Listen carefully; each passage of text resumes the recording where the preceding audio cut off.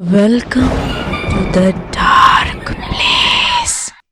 আজকের এই ভিডিওতে তোমাদের সবাইকে স্বাগত। আশা করি তোমরা সবাই ভালো আছো, সুস্থ আছো। ঘটনাটি পুরোটা শুনবে, ভালো লাগলে লাইক করবে ও কমেন্ট করে জানাবে।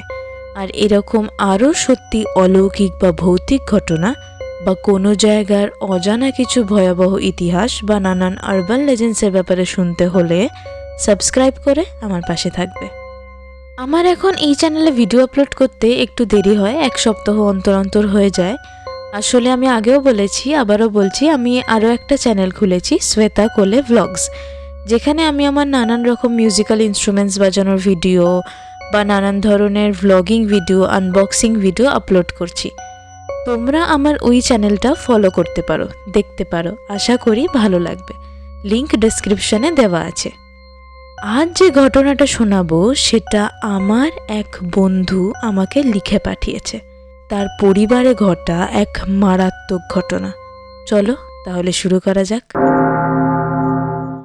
বন্ধুটি ঠিক যেভাবে লিখে পাঠিয়েছে আমি সেইভাবেই তোমাদের পড়ে শোনাচ্ছি। বন্ধুটি লিখছে, আমি বরাবরই এইসব ভূত প্রেত আত্মা অজাগতিক জিনিসে খুবই বিশ্বাসী আর যথেষ্ট ভয়ও পাই। কিন্তু ওই যে বলে না, যত ভয় পায় তত আরও শুনতে বা দেখতে ইচ্ছা করে, আমার ক্ষেত্রেও ঠিক সেরকমই। আমার ভুতুড়ে বা অলৌকিক ঘটনা শুনতে বা দেখতে দারুণ লাগে। তবে আমার জীবনে যে এত কাছ থেকে নিজের পরিবারে এরকম কিছু একটা অভিজ্ঞতা করতে হবে, সেটা আমি স্বপ্নেও ভাবিনি কখনো। এরকম ঘটনা আমার নিজের চোখে না দেখা হলে, কারোর মুখ থেকে শুনলে হয়তো আমারও বিশ্বাস করতে একটু অসুবিধাই হতো। শেষ অবধি শুনলে বুঝতে পারবে কত বড় দুর্ঘটনার হাত থেকে বেঁচে গেছে আমার পরিবার, আর একটু দেরি হলেই মারাত্মক ক্ষতি হয়ে যেত।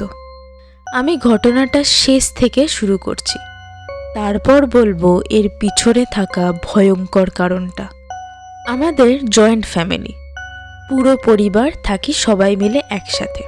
সাল 2019-এর ফেব্রুয়ারিতে আমার পিসির ছেলের বিয়ে হয়, বেশ ধুমধাম করে। খুব মজা হয়েছিল, সপরিবারে অনেক দিন পর একসাথে অত আনন্দ করেছিলাম আমরা। তখনও জানতাম না এরপর আমাদের জন্য ঠিক কী অপেক্ষা করছে। তারপর 2020-র জুলাইয়ে আমাদের পরিবারে এলো নতুন সদস্য, মানে আমার দাদার যার বিয়ে হলো, তাদের একটা ফুটফুটে ছেলে হলো। পিসির বাড়ি আমাদের পাড়াতেই, তাই প্রায় রোজই আমরা যাওয়া আসা করতাম ওই ছোট্ট পুচকেটাকে দেখার জন্য। তা দেখতে দেখতে প্রায় 3 বছর হয়ে গেল বাচ্চাটার। 2023-এর নভেম্বরের কথা বলছি, যেখান থেকে আসল ঘটনা শুরু হলো। তখন বাচ্চাটা আধো আধো কথা বলে, কিন্তু কথাগুলো বেশ পরিষ্কার, সবই বুঝতে পারা যায়। নভেম্বরে তখন হালকা হালকা ঠান্ডা পড়ছে, মাঝে মাঝে ফ্যান চালাতে হচ্ছে আর মাঝে মাঝে বন্ধ রাখতে হচ্ছে।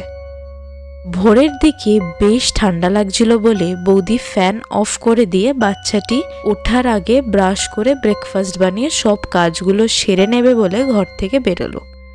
তখন ঘরে বাচ্চাটি একাই, দাদা আগেই উঠে বাজারে বেরিয়ে গেছে এবং আরও একজন আছে ঘরে, ওদের পোষা বিড়াল।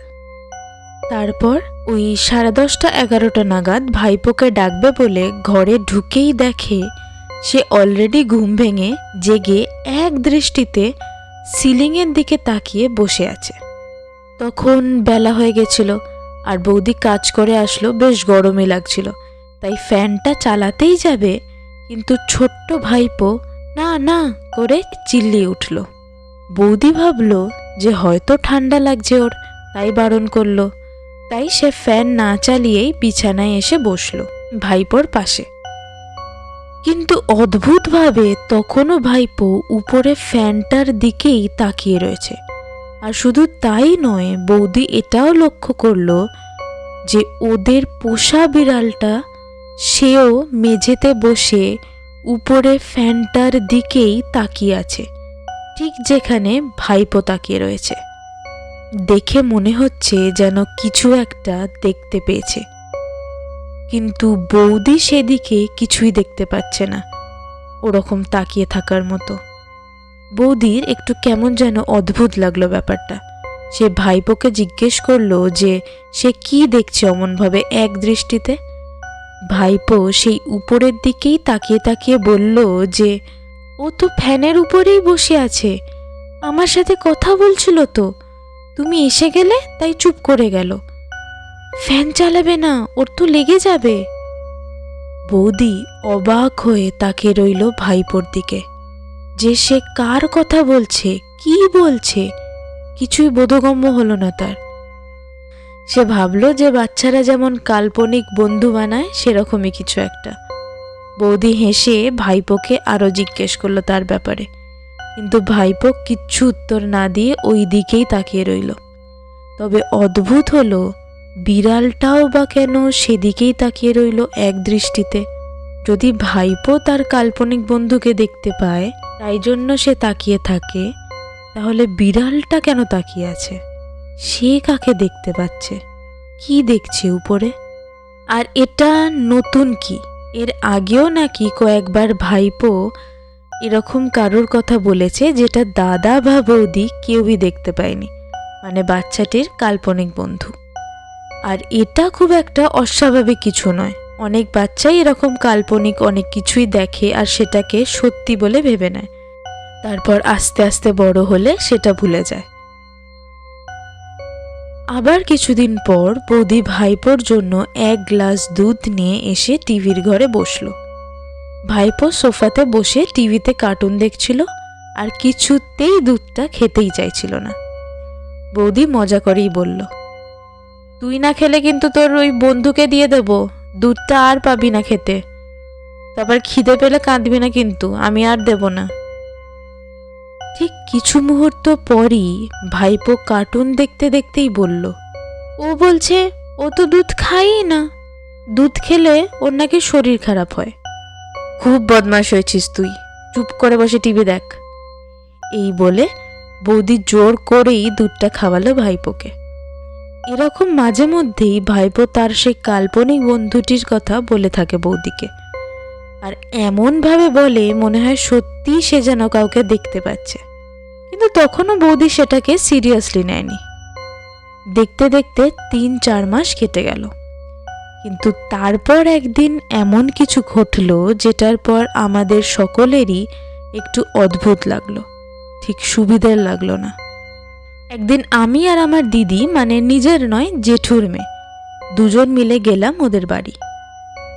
দাদা তখনও অফিস থেকে ফেরেনি। বৌদি আমাদের বসতে বলে উপরে গেল ভাইপোকে ডেকে আনতে। আমরা বসে গল্প করছিলাম নিচের ঘরে, মানে টিভির ঘরে। বৌদি ভাইপোকে নিয়ে এলো, আর অদ্ভুত ব্যাপারটা তখনই ঘটল। ভাইপো ঘরে ঢুকেই যেই আমাদের দেখলো, কিছুক্ষণ তাকিয়ে থেকে দৌড়ে পালালো ঘরের বাইরে। আমি, দিদি আর বৌদি তিনজনই অবাক হলাম। এটা কি হলো? ভাইপো এরকম তো আগে কখনো করেনি। বৌদি ঘরের বাইরে গিয়ে দেখলো ভাইপো চুপটি করে দাঁড়িয়ে রয়েছে বারান্দায়। বৌদি হেসে বলল, কি রে, খুব ঢং শিখেছিস না, পালিয়ে এলি কেন, চল। ভাইপো একবার ওর পিছনে তাকিয়ে নিয়ে বলল, ও যেতেই চাইছে না, ও তো বলল চেনে পিসিদের, ওরা ওকে দেখে নিলে কি হবে। বৌদি এটা শুনে একটু ঘাবড়ে গেল, বুঝে উঠতে পারল না এইসব কি বলছে হঠাৎ। ইতিমধ্যে আমরাও ঘর থেকে বেরোলাম, ভাবলাম অনেক দিন পর দেখছে তাই হয়তো লজ্জা পেয়ে গেছে, বা হয়তো খেলা করছে বাচ্চারা যেমন করে থাকে। দেখলাম বৌদি আর ভাইপো দাঁড়িয়ে আছে বারান্দায়, আমাদের দেখেই আবার লুকিয়ে যাচ্ছিল। তারপরে বৌদি জোর করে কোলে নিয়ে এসে বসালো ঘরে, আমরাও গিয়ে বসলাম।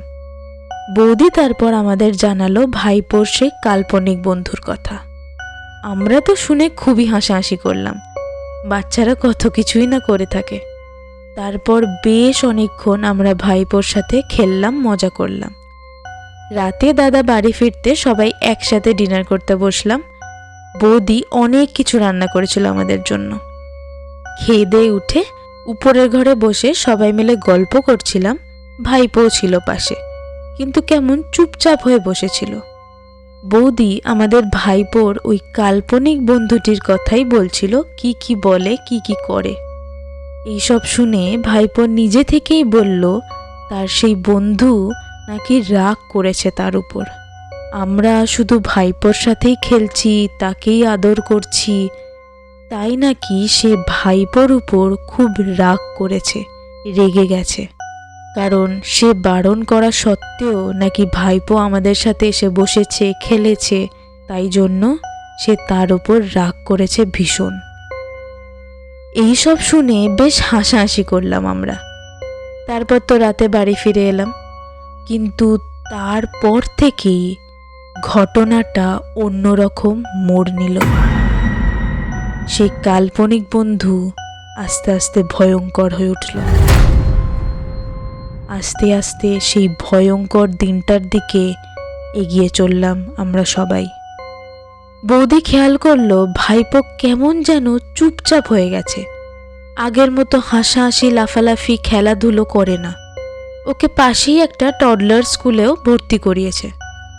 একদিন দুপুরে স্কুল থেকে নিয়ে এসে ভাইপোকে উপরের ঘরে বসিয়ে বৌদি স্নানে গেছে। তারপর স্নান সেরে ঘরে ঢুকে দেখে ভাইপো নিজের হাতের দিকে তাকিয়ে দেখছে আর হাত বুলাচ্ছে। বৌদি তাড়াতাড়ি করে সেদিকে গিয়ে দেখে তার হাতে বেশ কয়েকটা লম্বা চিড়ে যাওয়ার দাগ, মানে আঁচড়ের দাগ তার বাঁ হাতে। বৌদি তাড়াতাড়ি করে বোরোলিন নিয়ে লাগিয়ে দিল। কিন্তু হঠাৎ এরকম আঁচড়ের দাগ কি করে হলো? সে ভাইপোকেও জিজ্ঞেস করলো কখন হয়েছে, কি করে হয়েছে, স্কুলে কেউ করেছে কি, কারোর সাথে কি মারপিট হয়েছে? কিন্তু ভাইপো একটা কথাও বলল না, চুপ করে রইল। আঁচড়গুলো বেশ বড় বড়, আর একটা দুটো নয়, অনেকগুলো। ঠিক মনে হচ্ছে কেউ যেন খামচা খামচি করেছে, তার হাত নিয়ে টানা হেঁচড়া করেছে। সেই বড় বড় নখ নিয়ে টানা হেঁচড়া করলে যেমন আঁচড়ের দাগ হয়ে যায়, ঠিক সেরকমই। কিন্তু সেটা কি করে সম্ভব? সকালেও তো স্নান করানোর সময় এরকম দাগ ছিল না, আর বৌদির হাতে তো নখও নেই। তবে হঠাৎই আঁচড় কি করে হবে? বৌদি ভাবলো নিশ্চয়ই স্কুলেরই কেউ করেছে, কিছু তো হয়েছে। সে ঠিক করলো পরের দিন টিচারের সাথে গিয়ে কথা বলবে।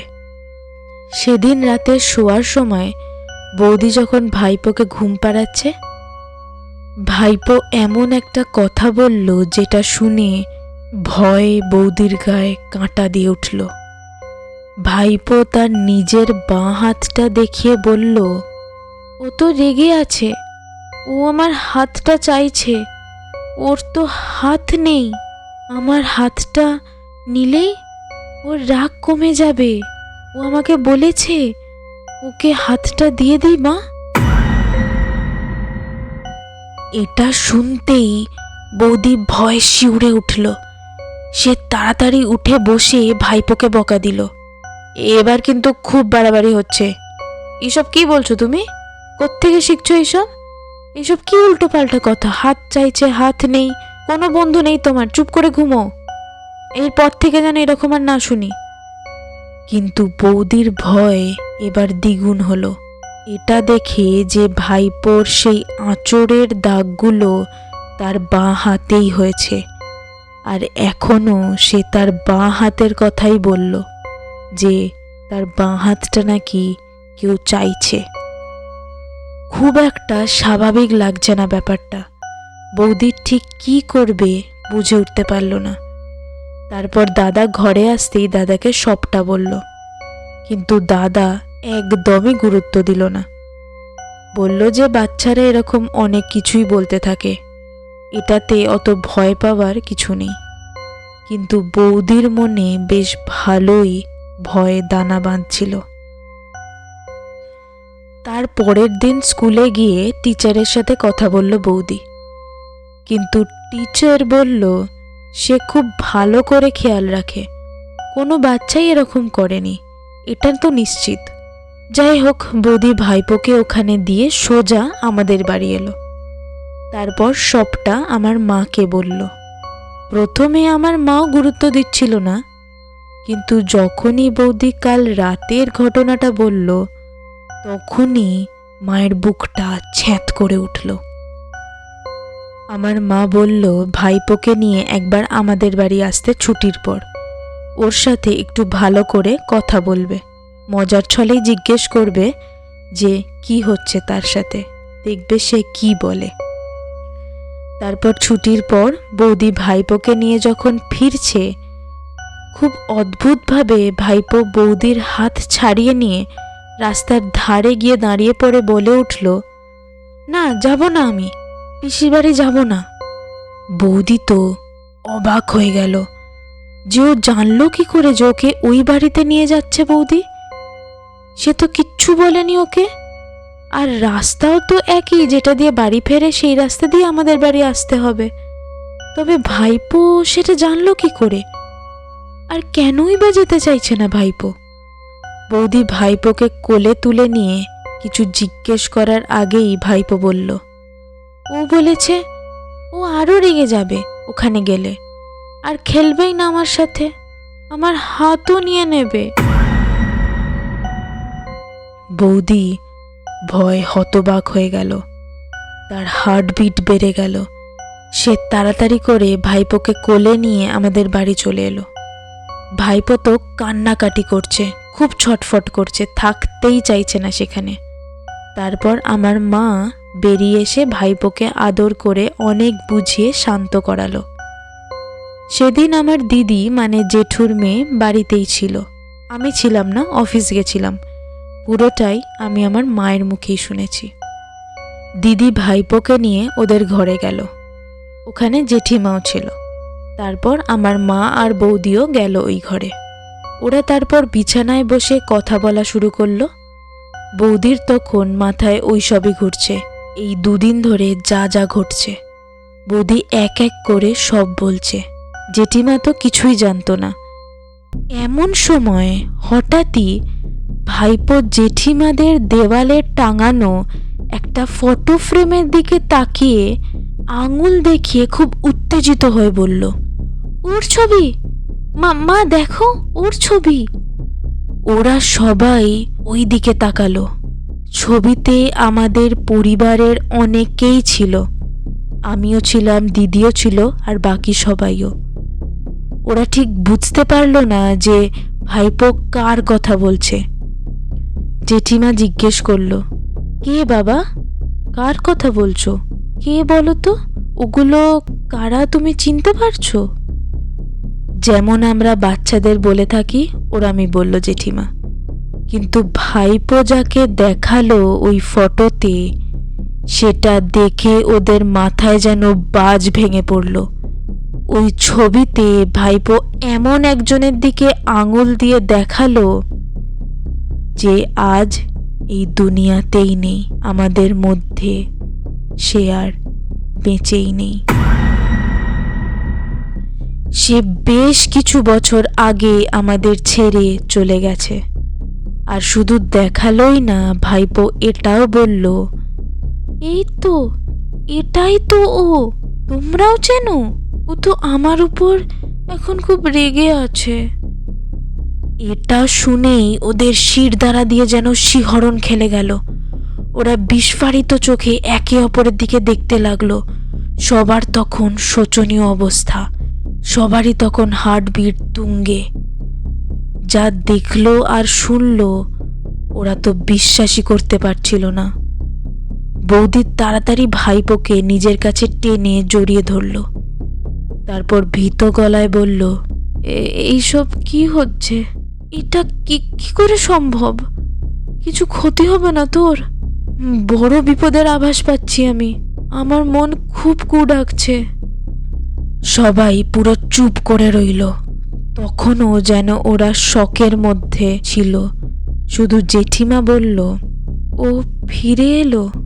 ও কি তবে আবার ফিরে আসতে চাইছে আমাদের মধ্যে? ও কি আমাদের সাথে আবারও দেখা করতে চাইছে?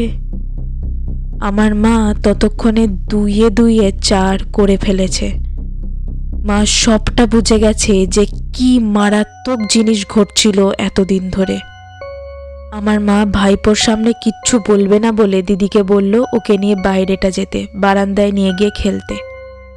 দিদির তো তখন ভয়তে হালাত খারাপ। যাই হোক, সে ভাইপোকে নিয়ে চলে গেল। তারপর আমার মা বলতে শুরু করলো সে যা যা বুঝতে পেরেছে। মা বলল, ওই কাল্পনিক বন্ধু আসলে শুধুমাত্র কাল্পনিক নয়, ও আর কেউ নয়, ও আমাদের জোজো। জোজো কি তবে ফিরে আসতে চাইছে? এটা শুনতেই জেঠিমার চোখ দিয়ে জল গড়িয়ে পড়ল। আমার মায়েরও চোখ ছলছল করে উঠল।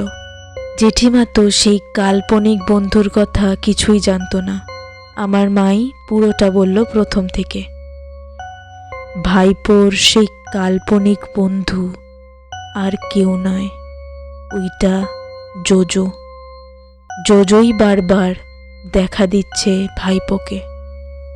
সেই আমাকে আর দিদিকে দেখে লুকিয়ে পড়ার কারণ তার বন্ধু নাকি আমাদের চেনে। তারপর আমরা যখন ভাইপোর সাথে খেলা করি, আদর করি, তার রাগ হয়। সেই সব কিছুই এটাই ইঙ্গিত করছে যে ওইটা জোজো ছাড়া আর কেউ নয়। আর ওই যে জোজো একদিন বলেছিল যে ও নাকি দুধ খায় না, হ্যাঁ, জোজো দুধে অ্যালার্জি ছিল, দুধ খেতে পারতো না। সবটাই কিন্তু মিলে যাচ্ছে। আর তারপর থেকে সেই মারাত্মক ঘটনাগুলো, ভাইপোর বাঁ হাতে অত আঁচড়ের দাগ, তারপর সে নাকি ভাইপোর থেকে হাতটা চাইছে কারণ তার হাত নেই, ইত্যাদি ইত্যাদি, সবটা পুরোপুরি মিলে যাচ্ছে জোজোর সাথে। বৌদি তো খুব ভয় পেয়ে গেছে। সে খুবই ভীত গলায় বলছে, এবার কি হবে? আমার প্রথম থেকে এটাকে অত হালকাভাবে নেওয়া উচিত হয়নি। বাচ্চারা এরকম করেই থাকে, তাই আমি অত গুরুত্ব দিইনি। এবার যদি কোনো ক্ষতি হয় ওর, ও যদি কোনো ক্ষতি করে দেয় আমার ছেলেটার। বৌদির কথা শেষ হতেই হঠাৎই বাইরে থেকে দিদির গলায় চেঁচামেচির শব্দ পেয়েই দৌড়ে গেল ওরা।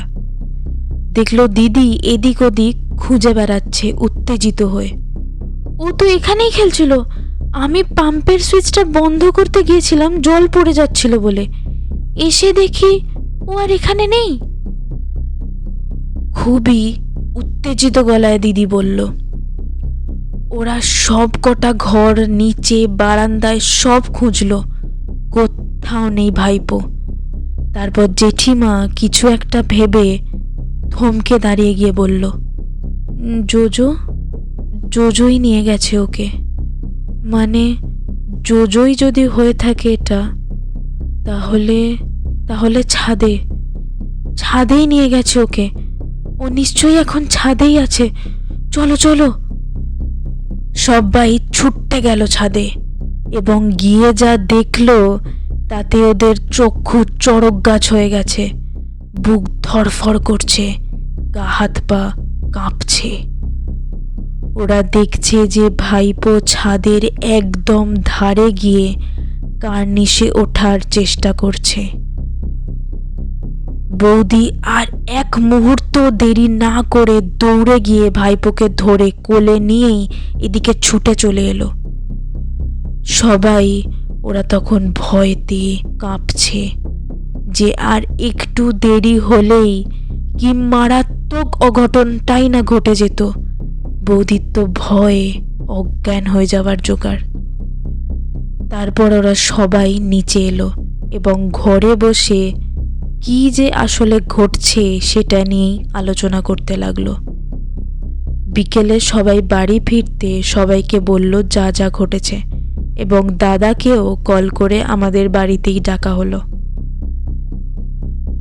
সবার জন্যই প্রথমটা বিশ্বাস করতে অসুবিধা হচ্ছিল, কিন্তু পরে শেষ পর্যন্ত ওই ভয়াবহ বিপদের কথাটা শুনে ওরাও ভয় পেয়ে গেছিল। আসলে জোজো হলো আমার জেঠুর ছোট্ট ছেলে, মানে যে দিদিটার কথা বলছি, জেঠুর বড় মেয়ে, তার নিজের ভাই।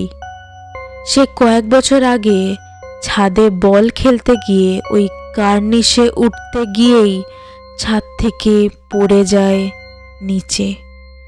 ওই ভয়ঙ্কর দুর্ঘটনাটায় ওর বাঁ হাতটা পুরো ভেঙে দুটুকরো হয়ে গেছিল এবং শরীরের শত জায়গায় ক্ষতবিক্ষত হয়ে গেছিল। সাথে সাথে ওকে হাসপাতালে নিয়ে যাওয়া হলো, কিন্তু তার বাঁ হাতটা পুরোপুরি কেটে বাদ দিতে হলো, আর কোনো উপায় ছিল না। তারপর টানা 7 দিন হসপিটালে থেকে তার লড়াই চলল। অনেক চেষ্টা করেছিল বাচ্চাটা, কিন্তু ভাইকে বাঁচানো যায়নি। সে আমাদের ছেড়ে চলে যায়। জেঠিমা তো পুরো পাগলের মতো হয়ে গেছিল। আমরা কেউই বিশ্বাসই করতে পারছিলাম না এরকম সত্যি হচ্ছে আমাদের সাথে। আমাদের সবারই আদরের ছিল ভাই। এখনো বলতে গিয়ে আমার চোখ দিয়ে জল পড়ছে, হাত কাঁপছে লিখতে গিয়ে। আমরা ওর এইভাবে চলে যাওয়াটা মেনেই নিতে পারছিলাম না। কিন্তু ওই যে বলে না, সময়ের সাথে সাথে সব নর্মাল হয়ে যায়, সবাই আগে এগিয়ে যায়। কিন্তু ওর মা বাবা কি ভুলতে পেরেছে? আজও তারা গুমড়ে গুমড়ে মরে তাদের ছেলের কথা ভেবে। যাই হোক, তো এইবার বুঝতে পারছেন তো, আমার ভাইপোকে জোজোই দেখা দিত। কিন্তু যখন দেখলো ভাইপো খুব বেশি আদর পাচ্ছে আমাদের থেকে, সবার সাথে খেলাধুলো করছে, সবার সাথে মিলেমিশে আছে, সে সহ্য করতে পারছিল না। তার অতৃপ্ত ইচ্ছে, অতৃপ্ত ভালোবাসা তাকে রাগে পাগল করে দিয়েছিল। সে নিজেকে আমার ভাইপোর জায়গায় দেখতে চাইছিল, কারণ সেও এরকম আদরে থাকতো। তাই সে ভাইপোর ক্ষতি করতে চাইছিল। আর শেষে হয়তো ও ছাদে ভাইপোকে ডেকে নিয়ে গিয়ে ঠিক ও যেইভাবে চলে গেছিল সেইভাবেই ভাইপোকেও ওর সাথে নিয়ে যেতে চাইছিল। ভাবতেও গায়ে কাঁটা দেয়। আর এই জন্যই হয়তো তার বাঁ হাতটাও চাইছিল, কারণ ওর তো বাঁ হাত ছিল না, কেটে বাদ দিতে হয়েছিল।